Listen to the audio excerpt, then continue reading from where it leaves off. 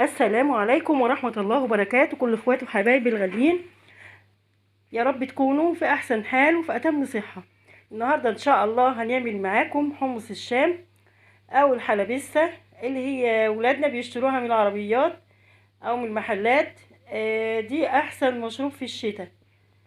النهاردة بقى هنعملها كده بطريقة بسيطة جدا في البيت، حاجة بقى بيتي والبيتي يوكل طبعا. انا معايا نص كيلو من الحمص البلدي، اللي هو حمص الشام البلدي، اللي هو بتبقى الحبايه بتاعته صغيره كده. طبعا نقعاه لمده 12 ساعه عشان ما ياخدش معايا وقت في التسويه، لان هو الحمص البلدي بياخد وقت شويه.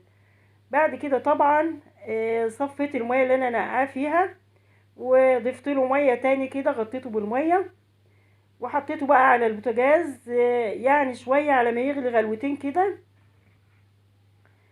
وهنا بقى بحضر له الحاجات الاضافات اللي انا هحطها له.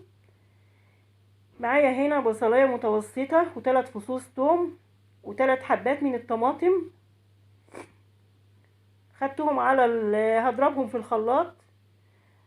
ضفت عليهم كوبايه كبيره من الميه،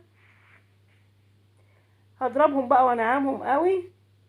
بعد كده طبعا معايا الحمص اهو، بعد ما غلى غلوتين كده هبدأ بقى في عليه ريم كده زي ما حضراتكم شايفين. بشيل الريم ده من عليه، وبعد كده بقى بضيف له الخليط اللي انا عملته له ده، اللي هو البصل والثوم والطماطم،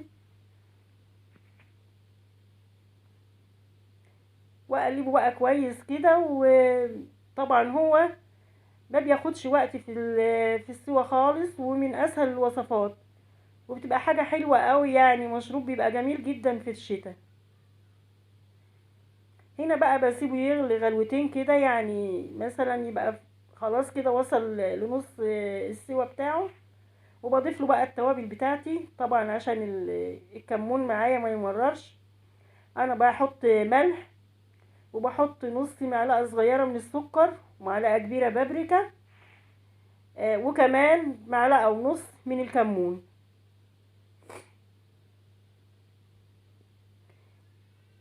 هقلبه برضو كويس كده واشوف الملح بتاعه مظبوط ولا لا. اظبط له الملح كويس.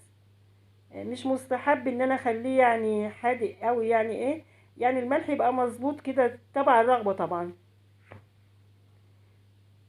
بعد كده بقى سيبته، هو خد معايا حوالي نص ساعه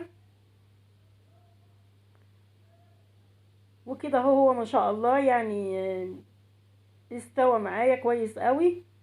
عشان طبعا هو استوى بسرعه، لان انا طبعا نقعته 12 ساعه زي ما قلت لحضراتكم في اول الفيديو. وكده بقى جاهز اهو. معايا بقى ليمون، طبعا الليمون ده اللي عايز يحط ليمون، اللي عايز يضيف عليه شطة، دي حاجة بقى تبع الرغبة. اتمنى يكون وصفتي عجبتكم، والقاكم بخير ان شاء الله.